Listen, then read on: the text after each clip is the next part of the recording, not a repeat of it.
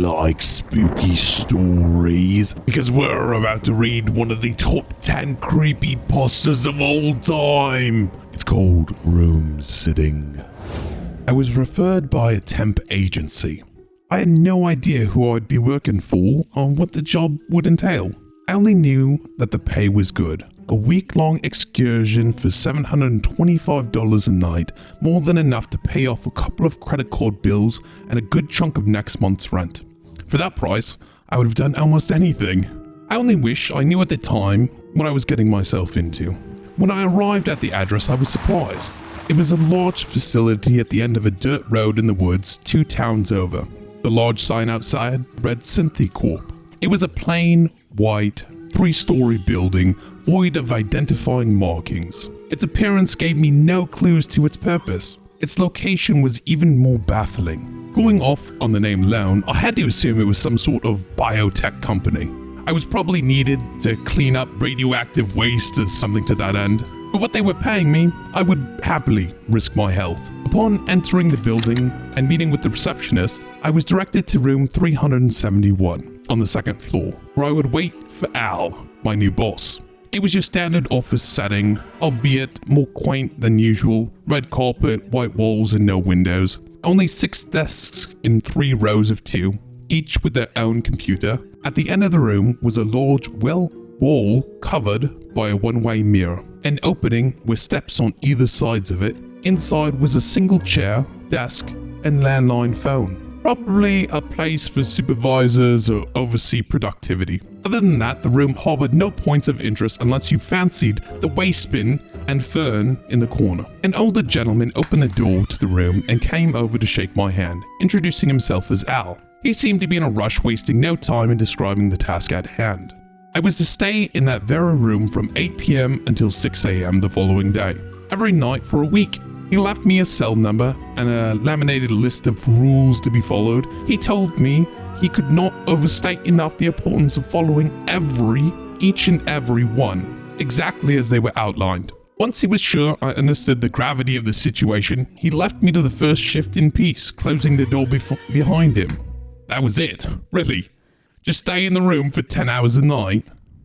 I had no clue as to why I was being paid over $5,000 to room sit, but I learned some time ago to never look a gift horse in the mouth. I simply sat down in the overseer's room with a smile on my face and went over the list of rules. There were 10 in total, all of which left me more than a little confused. Rule number 1. Once 8 rolls around, lock the door, and do not leave the room for any reason until 6. Plan your bathroom usage and meal periods accordingly. No food or drink items within the room. Number 2. Do not use Hank's computer. It is the closest to the exit. No one is to ever touch it under any circumstances, not even Hank. Number 3. If the phone rings, answer it, but do not talk. No matter what the voice on the other end says, you are not to respond. Hang up after 2 minutes have passed. Number 4. Do not let the janitor in. We do not have one. Number 5. If anyone else comes to the door, let them in, but ignore them. Do not react whatsoever. When they leave, shut the door and lock it behind them. Number 6. If the waste bin changes locations, place it back in the corner as soon as you notice. Number 7. If I stop by, only let me in if I know the password. Number 8. At 9:30 precisely, set each of the computer's home screens to different URLs, except Hank's. Do not react to the images, act normal. Number 9, if you see Harvey, feed him one of the treats from Lisa's desk, the one opposite of Hank's. And finally, number 10, if there's an emergency, call my cell, but not after 10:05 p.m. Below, the last rule was a final sentiment scribbled over the laminate in pen. No one has ever made it past night 3. Good luck. I was perplexed, wondering for a moment if Al was a lunatic and if that was the reason no one else had lasted. Perhaps his quirks were too much for the previous candidates and they backed out, fearing for their safety at the hands of his fragile mind.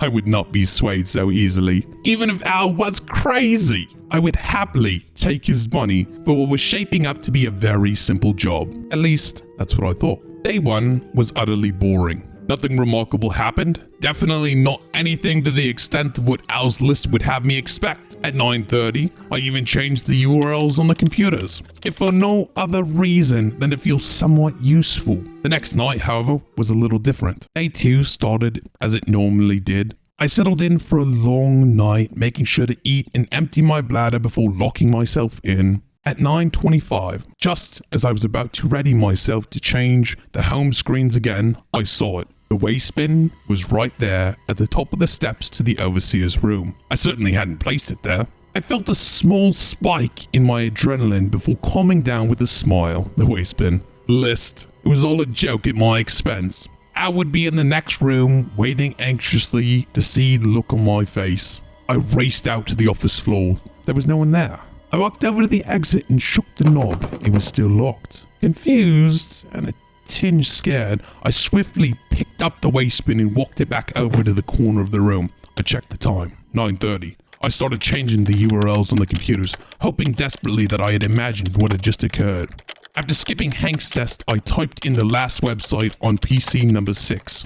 I was about to pull away when some strange imagery manifested on the screen. It was surveillance footage of the room. The very room I was in. I saw me looking at the computer. I turned and looked up, but there was no camera. Upon looking back at the screen, I saw something terrifying. I watched as a copy of me stepped out from the overseer's room. It walked up behind me, grabbed the hard drive from on the desk, and wound up to strike me in the back of the head. I quickly turned to shield myself. There was no one there. I turned back and the screen had changed, displaying the website I had entered as normal. I raced back to the overseer's room and sat down, more than a bit frazzled. I contemplated walking out, but I steeled myself to continue. I was fine after all. Maybe Al wasn't a lunatic, but he didn't seem the type to wish me any harm. Not that I knew him all that well. Still, I hadn't sustained any damage. I was questioning my sanity, yes, but no bodily injuries had befallen me. Whatever was at play here seemed harmless so far.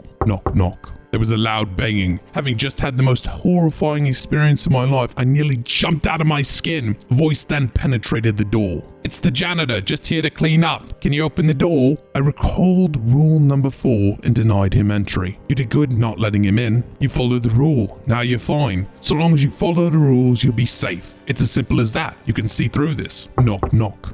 I jumped again. I really need to get in there and clean up, open the door. I took a deep breath and peeled back my anxiety, successfully ignoring the janitor until he left. That was an accomplishment for me, and it actually felt pretty good. A challenge that I was able to best. Though I remained on the edge of my seat, the next few hours were uneventful. I even dozed off for a moment at one point. It wasn't until 2:30 a.m. that my next challenge would come.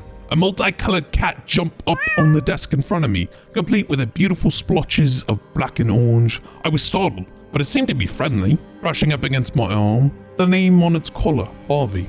I knew what I had to do. I rummaged through Lisa's desk, found a jar of treats, and fed Harvey one, to which he purred in delight. To my astonishment, he then charged the door, phasing right through it. My mouth was agape in awe.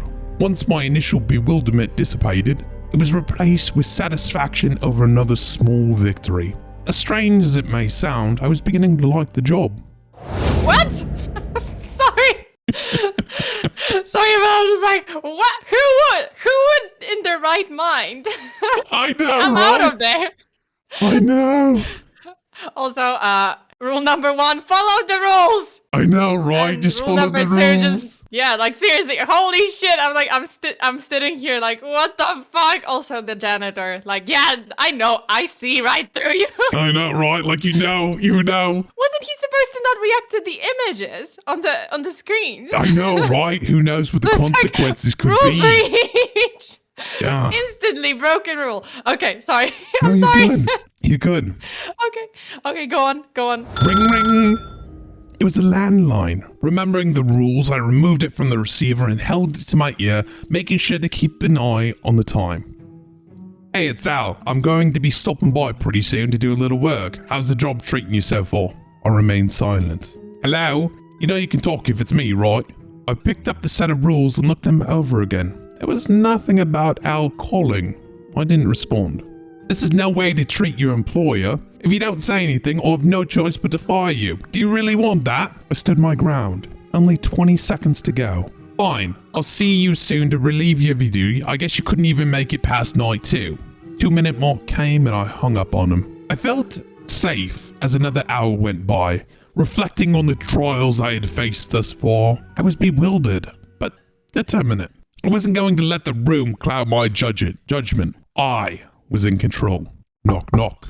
It's Lisa. Can I come in? Oh, hesitant. I had to abide by Rule 5. I opened the door and a woman entered. You must be the new guy. What do you think of the place? I went back to my desk in the overseer's room and sat down, trying my best to act casual. Lisa walked up to the glass knowing I could see through it. Not very talkative volume. Her eyes unnaturally darted around in all directions and her skin drooped a bit, almost as if it was falling off the bone. I didn't answer. She didn't speak again. Instead, she stared at the glass for a long time, long enough to leave me feeling truly unsettled. She then waltzed in and stopped at my side, raising her arm. I hoped she wouldn't notice that my breathing had become sporadic and labored. She then violently swung down at the desk, creating a thunderous clap. I almost winced, but held my composure. After another awkward 5 minutes or so, she left. I ran to the door and locked it behind her. A few moments later, there was yet another knock. This time, it was a boy, claiming to be searching for his father. I let him in and sat back down. He tried many times to ask for my help, but I was careful to ignore him just as I had with Lisa. At one point, however, I made the mistake of meeting his gaze. For an instant, in between blinks, his eyes became pitch black, void of all color. Startled, I nearly jolted back, but was able to restrain myself. Like Lisa before him, the boy eventually left. I quickly locked the door behind him. Another rule followed. Other than the waistband moving around a few more times, nothing else happened that night. Before I knew it, it was time to go home. I heavily considered calling it quits. I may have even had a nightmare or two upon sleeping that day, but I found myself excited to continue, wondering what obstacles the room would throw at me next. Curiosity shouldn't have been enough to bring me back, but all rational trains of thought escaped me. The room had this pull that beckoned me to it. I was helplessly compelled to return, powerless to its call. Any excuse would have sufficed. As such, I resumed my post the following night. Upon starting my shift, I was confident. I had dealt with quite a few absurdities up to this point and waited patiently for my next opportunity. A couple hours went by with no trouble. No cat, no images on the computer, no phone calls, and no waste bin antics. Boredom was beginning to set in when a loud knocking broke the silence. Knock, knock. There was no voice. I yelled out to the overseer's room. Who is it? I asked. There was a brief pause. It's me, Al. I picked up the list and reread rule number 7. What's the password? I heard him chuckle to himself. I never wrote down a password. He was right. There was no password written with the rule. It must have been him. I cautiously made my way to the door and opened it. Al was there to greet me with a smile. I sighed in relief. Let me guess, scared of the things that go bump in the night? I laughed at my clear, nervous disposition. You have no idea. He shut the door and set up some things at one of the computers.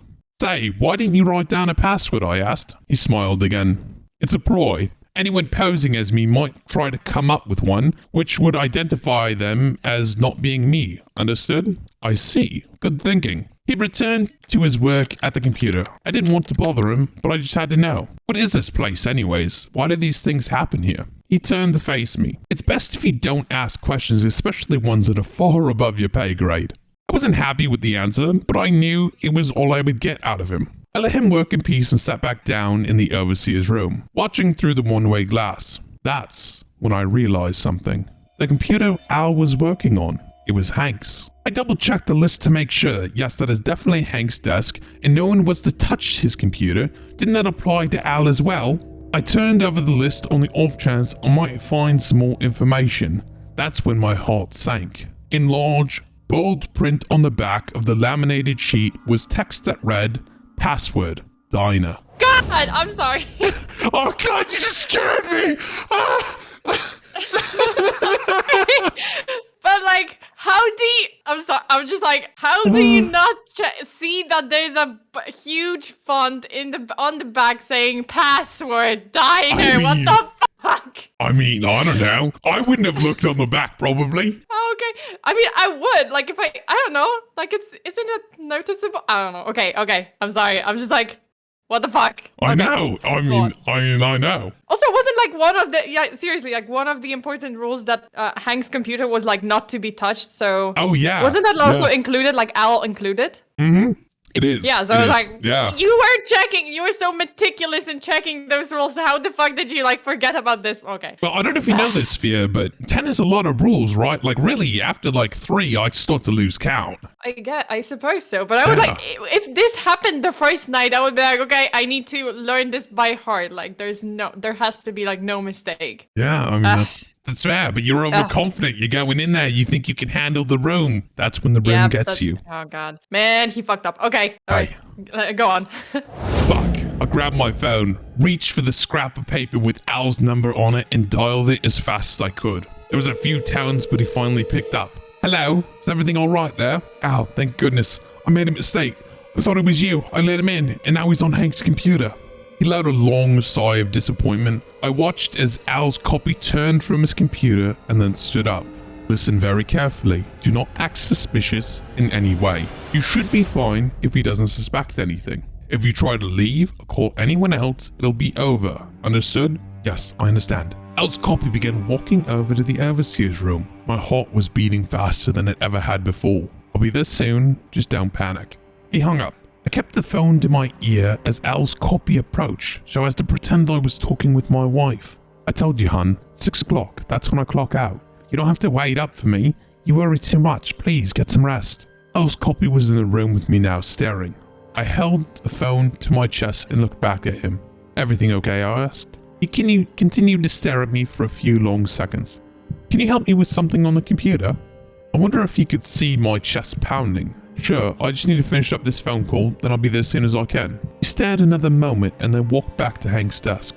Though panicked, I kept up appearances by continuing to pretend I was on the phone. I even acted out an argument to lengthen the call. While doing this, I watched with bated breath as the knob gently turned and the door swung open. It was Al. I'd never been so relieved in my life. He turned to the glass and put a finger to his mouth, gesturing for me to keep quiet. The clown was not yet privy to his arrival. Al snuck up behind his clone and grabbed him by the throat. The imposter struggled, but eventually succumbed to his vicious grip. He fell to the floor, a lifeless hole, before disintegrating into the carpet. I ran to Al and thanked him. I also apologized profusely. No need to be sorry. This isn't the first thing to make it into the room, and I'm sure it won't be the last either. I'm just glad you're okay. He smiled. Speaking of which, mind shutting the door? Wouldn't want another one of me stopping by? Of course. I walked over the door and then realized something. I had left it unlocked after the copy came in. That's how Al was able to enter. I remember the final rule. I slowly pulled out my phone and opened the call log. My most recent call connected at 10:18 p.m. 13 minutes past the deadline. I turned around to see Al standing right behind me. Al, what's the password? He grinned. What password? I ran out of there as fast as I could. The room still has a strange hold over me, but I will never go back. At least, I hope I won't. Oh my God, what the fuck? Wait, so both of them were clones? Yeah, like it was both. None of them were. Yeah, he got double baited. Jesus. I know. My chat was like going crazy. They were like, "It's Five Nights at Freddy's. That's it. That's what. That's the job he got." It's oh true. my God, that was terrible. Wait, okay, so yeah, like oh. Yeah, Oh, every okay, time so I it was read an that and emergency I call go through myself, but not after 10:05 p.m. Yeah. Oh, okay. Yeah, Oh, yeah, shit. yeah. Oh. Oh yeah, he fucked up all the rules. Yeah, most of them. Yeah. But I love how there's this unspoken hero of this whole story, which is the garbage bin. Yeah. And it's just there, you know, changing positions, trying to like be like, hey, notice me. Just notice me. Yeah, just notice me, please. Come on, I just need attention. I want to get out of here too. Can you just... Yeah. Oh, The this cat is the is pretty unspoken cool hero too. of the story. I like the cat. Yeah, like the cat and the bin. Yeah. He's like, yeah, Loki. The bin be like, hello? Please notice me. Oh my God. Please notice me. Please get me out of here. I don't want to be here. Take me with you, please. That Oh, was God. that was such a good story. Holy shit. It was pretty trippy. It was good. It was Wow. good. I like it. It was good. It was good. Damn. Okay, so now I'm gonna read my story. I guess I'm gonna go with the first one, which is I found a workout app with a terrifying feature. If you enjoyed this, please make sure to subscribe and also make sure to check out Fia Sona. We told 3 other stories that you can check out on her channel, as well as many other stories that she does. Also, make sure to join the Discord, you lovely bastards.